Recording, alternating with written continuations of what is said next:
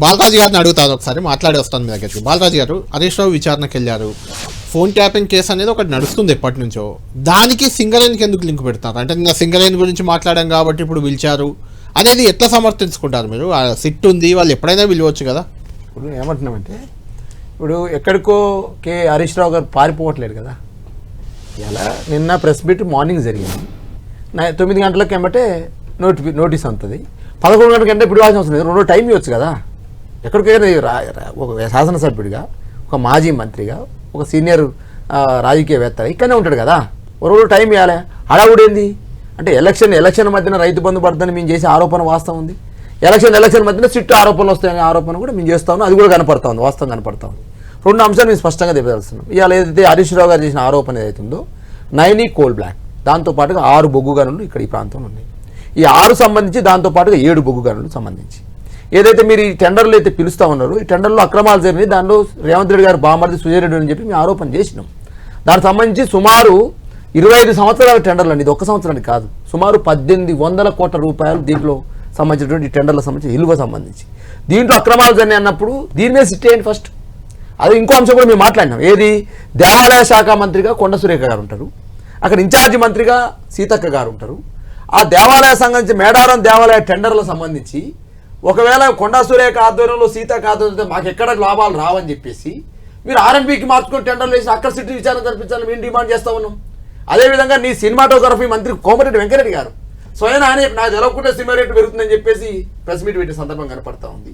మీకు తెలవకుంటే ఇలా ముఖ్యమంత్రి తెలవకుంటే సిట్టు విచారణ చేయాలని చెప్పి ఐఏఎస్ అధికారులు సంఘం మొత్తం కూడా సిట్టు విచారణ చెప్పేసి మాట్లాడుతూ ఉన్నారు. ఒకవైపు రాష్ట్రంలో రాష్ట్ర క్యాబినెట్ మధ్యన, రాష్ట్ర మంత్రుల మధ్యన ఈ రకమైనటువంటి విచ్ఛిన్నత, ఈ భేదాభిప్రాయాలు, కొట్లాటలు జరుగుతూ ఉన్నాయి సార్. ఇవన్నీ కూడా ఇవాళ మేము అడుగుతున్నాం, 100% అడగొద్దా మేము? ఇక గ్రీన్ఫీల్డ్ హైవే భూములకు సంబంధించి కావచ్చు, గ్రీన్ఫీల్డ్ హైవే సంబంధించి దాని మీద సిట్టు విచారణ జరిపించాలని మేము డిమాండ్ చేస్తున్నాం ప్రతిపక్ష పార్టీగా. అదే ఎస్యూ భూముల మీద అడుగుతా ఉన్నాము, మౌలానా ఆజాద్ ఉర్దూ యూనివర్సిటీకి సంబంధించిన భూముల మీద అడుగుతా ఉన్నాము, అదేవిధంగా L2 పాలసీ మీద అడుగుతా ఉన్నాము. ఈ అంశాల మీద ఒక ప్రతిపక్ష నాయకుడిగా హరీష్ రావు గారు అడిగారు, కళ్యాణ్ గారు అడిగినప్పుడు మీరు దాని మీద సమాధానం చెప్పాలి, దాని మీద చేయాలి.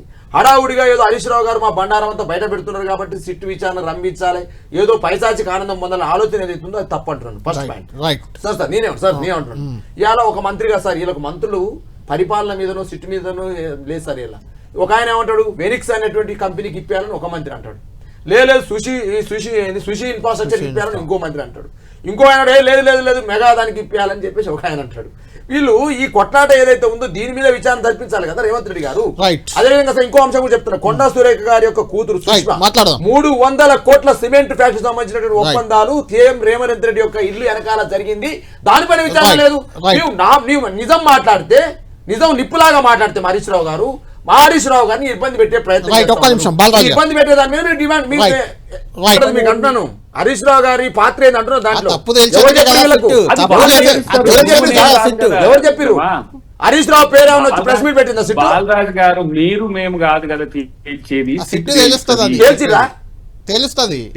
ఎవరో రాజకీయ దురుద్దేశంతో ఎవరో హరీష్ రావు మీద పోటీ చేసిన వ్యక్తి పోయి హైకోర్టు పోతే హైకోర్టులో కొట్టివేసింది. సాక్ష్యం అయితే హరీష్ రావు అద్దెకి దగ్గర ఉన్నారు. హరీష్ రావు గారి మీద ఎప్పుడు ప్రేమతో మాట్లాడతాడా? కేటీఆర్ మీద ప్రేమతో మాట్లాడతారా? రాజకీయ పద్ధతే కదా, రాజకీయ పద్ధతి రాజకీయంగా మాట్లాడతారు. హరీష్ రావు గారు తప్పు చేయాలని చెప్తా పోయినా నీకు హరీష్ రావు మీద పోటీ చేసిన ఆయన సిద్దిపేట పోయి సిట్కి ఏమని చెప్తాడు, నన్ను హ్యాపీ చేసినని మాట్లాడు. ఆయన చెప్పిందే తప్పు అన్నట్టు ఆయన పిలిచడం ఇంకో తప్పు కదా. నువ్వు హరీష్ రావు గారు హోంశాఖ మంత్రి, హరీష్ రావు గారు ఏమన్నా డీజీపీ? ఎవరు డీజీపీ, ఎవరు హోంశాఖ? ఎందుకు పిలుస్తున్నారు? ఇది ఏమంటారు, కుట్టనరా? దీన్ని వేధింపనరా? దీన్ని ఏమనాలి? 2 సంవత్సరాల దగ్గర ఏం లేదు, డాటా లేదు, నో డాటా. బీఆర్ఎస్ ఏం తప్పు చేయలేదు, కేసీఆర్ ఏ తప్పు చేయలేడు, కేటీఆర్ ఏ తప్పు చేయలేడు, హరీష్ రావు ఏ తప్పు, మేము తప్పు చేయలేదు కాబట్టి మేము బయటపడుతున్నాం, మమ్మల్ని అరెస్ట్ చేయలేకపోతున్నాం. మీరు తప్పు చేసారు, అరెస్ట్ చేయలేకపోయారు.